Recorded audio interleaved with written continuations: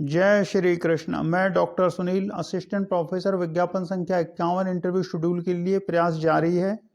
हो सके तो इंटरव्यू ले लिया जाए, क्योंकि फिर से परीक्षा देना बड़ा भारी काम होता है, फिर से तैयारी करनी पड़ती है। तो देखते हैं क्या होता है। इस वीडियो में आपके कमेंट देख लेते हैं, आप लोगों ने क्या कमेंट किए हैं, क्योंकि काफ़ी समय से आपके कमेंट को नहीं पढ़ा गया है। इस वीडियो में 9 कमेंट आए हुए हैं। पहला कमेंट है जितेंद्र कुमार, पूरा परीक्षा परिणाम निगरानी टीम की देखरेख में जारी हुआ है। क्या योगी आदित्यनाथ जी में हिम्मत है कि पूरी निगरानी टीम को जेल में डाल दें? हाँ, बात ठीक है कि जब निगरानी समिति की देखरेख में पूरा मूल्यांकन कार्य हुआ है तो दायित्व तो निगरानी समिति के ऊपर जाता है कि उसने क्या निगरानी की। और जैसा हमने पहले कहा है, भूतो न भविष्यति, भ्रष्टाचार हर परीक्षा में होता आया है, आगे भी होगा। परसेंटेज कम ज़्यादा हो जाता है। तो चूंकि इस बार निगरानी समिति सक्रिय थी, इसीलिए सादा ओएमआर शीट जो छोड़ी गई थी वो भरी नहीं जा सकी। जैसे विज्ञापन संख्या 46 में 271 सादा ओएमआर शीट पकड़ी गई थी। तो भ्रष्टाचार तो बहुत पुराना है, भ्रष्टाचार समाप्त नहीं हो सकता है। लेकिन इस बार चूंकि निगरानी समिति सक्रिय थी और निगरानी समिति की अनुमति के बाद जब रिजल्ट जारी हो गया तो उसके बाद 4 महीना निकाल के इंटरव्यू शेड्यूल वालों का फिर परीक्षा रद्द करने की क्या आवश्यकता थी। ये नीचे कमेंट आया हुआ है, डॉक्टर योगिता सिंह लिख रहे हैं कि विदाउट रीजन कैंसिल करने से गवर्नमेंट को कोई एडवांटेज नहीं होगा। अरे आप बात ही नहीं समझ रहे हो कि गवर्नमेंट को एडवांटेज होगा नहीं होगा। गवर्नमेंट का जो एडवांटेज है वो तो नौकरी नहीं देना है।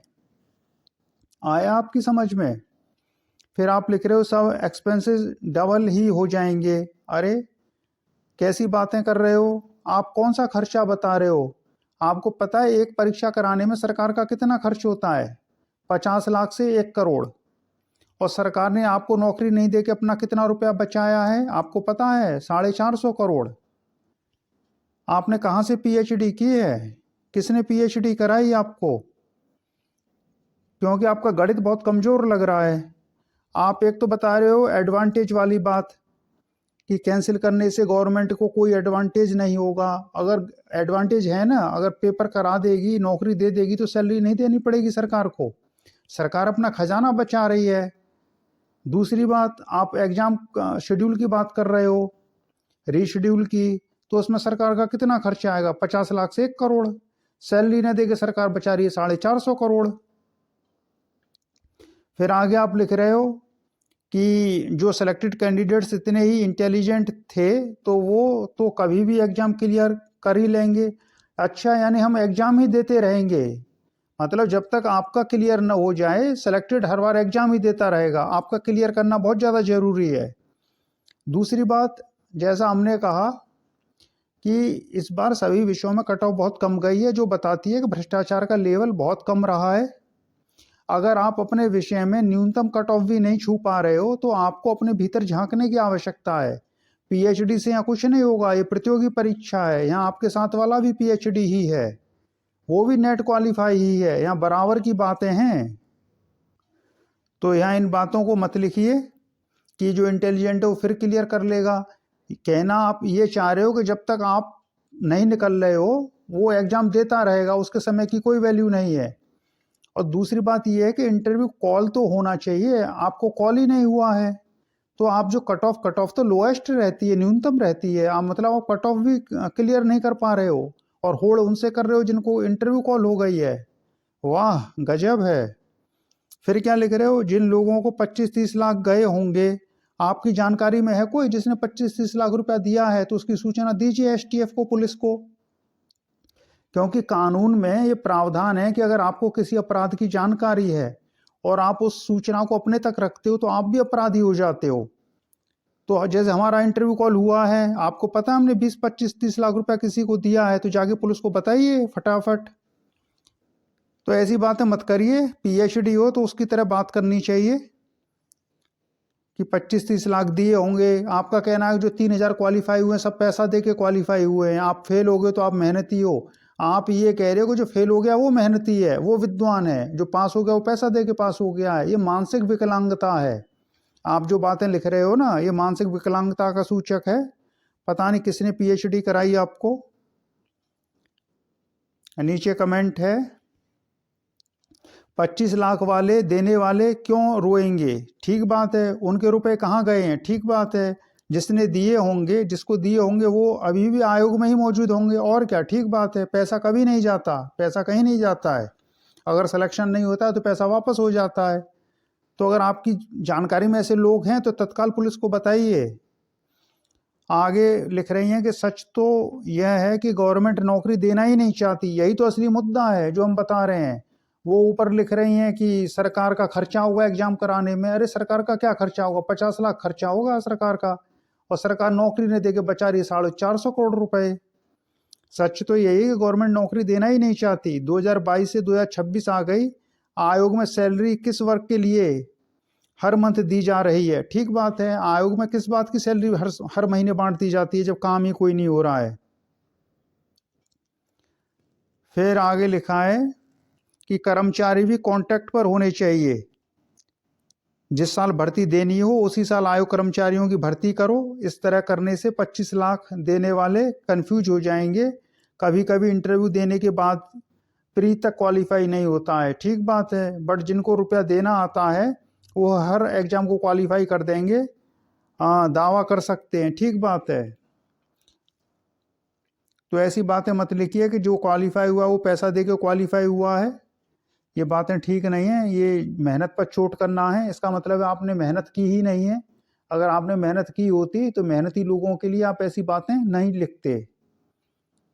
तो अगर आप कट ऑफ को ही नहीं छू पाए हो, इंटरव्यू कॉल तो कट ऑफ पर हुआ है, फाइनल सिलेक्शन की तो बात ही नहीं हो रही है। कट ऑफ से जो ऊपर होगा 10 प्रश्न 15 प्रश्न ऊपर, उसका सिलेक्शन होगा। आप तो अभी बहुत नीचे हो, आपको इंटरव्यू कॉल तक नहीं हुआ है और होड़ उनसे कर रहे हो जो इंटरव्यू कॉल हो चुकी है।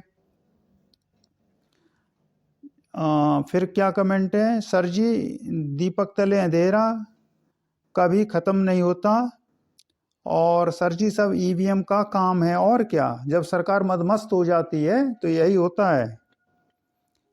फिर योगी जी का एग्जाम कैंसिल करने का निर्णय बहुत ही दुर्भाग्यपूर्ण है। इनके इस निर्णय से 3000 परिवारों को अवसाद में ला दिया है। ठीक बात है, लेकिन ये योगिता सिंह जी नहीं समझ सकती हैं, क्योंकि ये पास नहीं है, ये फेल हैं। और ये स्थिति हो गई, फेल आदमी पास वाले से अपनी होड़ कर रहा है और उनको ज्ञान दे रहा है। ये बता रही हैं कि हम पैसा दे के पास हुए हैं, ये एक प्रकार से गाली दे रही हैं। और ये पीएचडी हैं, इनको शर्म आनी चाहिए ऐसा कमेंट लिखने में। तो चलिए, आपके कमेंट इसमें हो गए, और कोई कमेंट है इसमें? जय श्री कृष्ण। चलिए फिर दूसरे वीडियो के आपके कमेंट पढ़ लेते हैं। इसमें आपके 16 कमेंट आए हुए हैं। Saumya Tripathi, you are right sir, the thing that came in your hand has gone out. We are back to July 2022. You say such nice things, but the crowd is on those channels where they are being fooled. Someone earned a lot of money preparing for a mock interview. हाँ, वो mock की तैयारी करवा कर ही अमीर हो गए।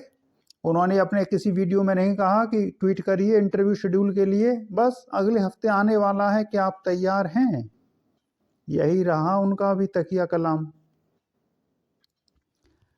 नीचे चलिए, नीचे वाले कमेंट पर्सनल हैं। सर इतना सच गवर्नमेंट कैसे सहन कर पाएगी? क्यों नहीं सहन करेगी? सरकार हमारी सेवक है, सरकार सहन नहीं करेगी तो कौन सहन करेगा? इतिहास गवाह है कि हर बार भर्तियां भ्रष्टाचार होता आया है, आज तक कोई भी भर्ती इंटरव्यू से पहले कैंसिल नहीं हुई। ठीक बात है। सर जी नमस्ते। नमस्ते जी सर जी। सर एक बार मेल चेक कर लीजिए, क्या भेजा है मेल में? जय गुरुदेव।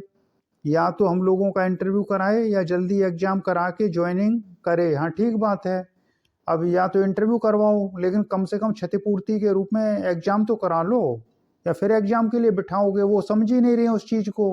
वो सरकार को बता रही हैं कि सरकार का खर्चा नहीं होगा क्या एग्जाम कराने में? अरे सरकार तुमको सैलरी नहीं दे के अपना पैसा बचा रही है। सर परीक्षा अब कब होगी? देखिए कब होगी परीक्षा। सर सरकार ने हद कर दी, इतने साल का कोई नतीजा नहीं रहा। अरे फिर भी तो गाली मिल रही है, कह रहे हैं कि पैसा दिया है तुम लोगों ने। बताइए, पीएचडी हैं, और जो पास हो गए उनसे कह रही है पैसा दिया है, तो जाके पुलिस में बताओ ना उनका नाम, जिसने पैसा दिया उसको पकड़ के आउट करो।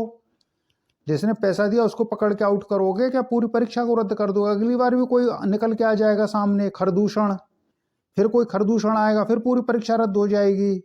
क्या तमाशा है। और समर्थन करने वाले भी आ जाते हैं। ये तो बिल्कुल सत्य है कि यूपी वाला इंजन फेल हो चुका है। और क्या, यूपी वाला इंजन फेल तो है ही। यूपी में कोई एग्जाम ही देना बेकार है, ठीक बात है, लेकिन क्या करोगे, अगर यूपी में रहना है तो यूपी में ही एग्जाम देना पड़ेगा। कहीं बाहर जाना चाहो तो दे सकते हो एग्जाम। तो चलिए, ये आपके कमेंट हो गए। शेड्यूल के लिए इस पर कुछ कमेंट आए हुए हैं, सर 5 स्टूडेंट्स का ग्रुप बनाइए तब तो बात बने। अब क्या बात बनेगी, जो बनना था वो बन चुका है। जय श्री कृष्ण। काश छात्रों ने आपकी तरह थोड़ा भी प्रयास किया होता।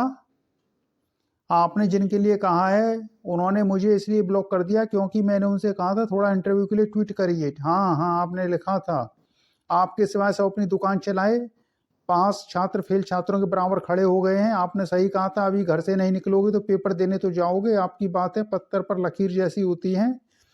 आगे के लिए गुरुदेव मार्गदर्शन करिए। ठीक है जी। स्टूडेंट्स ने तो 10 लाख में इंटरव्यू की सेटिंग भी कर रहे हैं, देख लो देख लो। अभी तो फाइनल रिजल्ट नहीं आया, इंटरव्यू के लिए भी बातें होने लगी कि जो क्वालिफाई करेगा पैसा दिया है। बस फेल वालों पे यही काम रह गया है। ये तो है नहीं कि अपना पढ़ाई लिखाई करके एग्जाम को निकालें। अगर कट ऑफ में भी आप लोग नहीं आ पा रहे हो तो अयोग्यता सूचक है ये आपकी। नमस्कार गुरुदेव जी। नमस्कार जी। आपके ज्योतिष के अनुसार इस भर्ती का भविष्य क्या है? अरे कहाँ ज्योतिष जैसी दिव्य चीज को 2 कौड़ी की इस नौकरी के लिए लेके आ रहे हो बीच में। ज्योतिष एक अलग दिव्य विद्या है, वेदों का नेत्र कहा गया है ज्योतिष को। अब कहने को तो कह सकते हैं कि जो हो रहा है अच्छा हो रहा है। अब कृष्ण जी को भी पता था महाभारत होगा, कुरुक्षेत्र होगा, तो शांति दूत बन के नहीं गए थे? कह देते कि जब महाभारत होना ही है, महाभारत अनिवार्य है, कुरुक्षेत्र होगा ही, तो क्यों शांति दूत बन के जाऊं? तो कर्म तो करने पड़ते हैं। ज्योतिष का अर्थ अकर्मण्यता नहीं होती है कि आपको कोई चीज बता दी जाए क्या और आप रास्ता बदल दो। तो उस रास्ते में जो व्यक्ति खड़ा है आपसे मिलने के लिए, जिसका जन्म ही हुआ है आपसे मिलने के लिए, वो कहाँ जाएगा? इसलिए सब कुछ जानकर भी कर्म तो करना पड़ेगा। और घटनाएं भी वैसी घटित होती हैं, लेकिन उनको जान लेने से उनकी तीव्रता कम हो जाती है। मान लीजिए एक्सीडेंट तो होना है, लेकिन आपने हेलमेट लगाया हुआ है तो चोट कम आएगी, बिना हेलमेट की चोट ज्यादा आएगी। तो ज्योतिष दिव्य ज्ञान है। ये नौकरी 2-2 कौड़ी की नौकरी होती हैं जो भ्रष्टाचार से मिलती हैं, सिफारिश से मिलती हैं। ज्योतिष एक अलग दिव्य विद्या है। और जिस समय ज्योतिष बनी है उस समय ये नौकरियां नहीं होती थी। Sir what to do now? अरे अभी तो आपने कमेंट किया था, फिर कमेंट कर दिया है। अच्छा, वो पिछले वीडियो में था आपका कमेंट। बताएंगे क्या करना है। अगर पेपर लीक होने के बाद स्टूडेंट्स के 90 क्वेश्चन सही हैं तो क्या करेंगे इंटरव्यू का?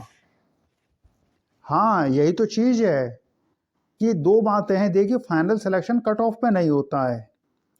आपको, अगर आप कह रहे हो आप पढ़ने लिखने वाले हो और आपका चयन नहीं हुआ है, तो आप लोगों को अपने को मूर्ख बना रहे हो।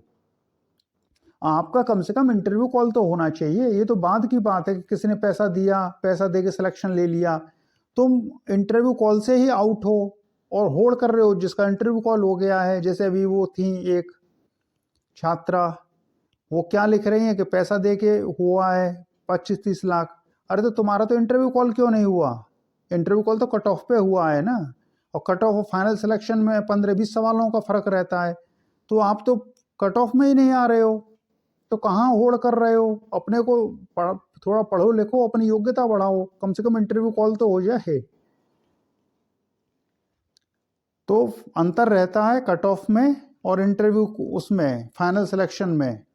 तो जो लोग ये रो रहे हैं ना फेल छात्र वाले, तो ये तो अयोग्य हैं, स्पष्ट अयोग्य हैं। क्योंकि जब कट ऑफ कम गई है, कट ऑफ 60 प्रश्न गई है, फाइनल सिलेक्शन 80 पे होगा, 80 प्रश्न पे, तो ये तो 60 भी सही नहीं कर पा रहे हैं। अरे तुम पहले 60 तो सही करो, 62-65 सही करो, इंटरव्यू कॉल तो हो जाए तुमको। इंटरव्यू कॉल तक नहीं हो रही है और होल्ड कर रहे हैं उनसे जिनका इंटरव्यू कॉल हो गया है। ऐसे ही हैं लोग हैं। चलिए, अब आपके बाकी कमेंट दूसरे वीडियो में पढ़े जाएंगे, नहीं ये वीडियो हो जाएगा लंबा। ओम कृष्णाय वासुदेवाय हरे परमात्मने प्रणतक्लेशनाशाय गोविंदाय नमो नमः। जय जय श्री राधे, जय श्री कृष्ण।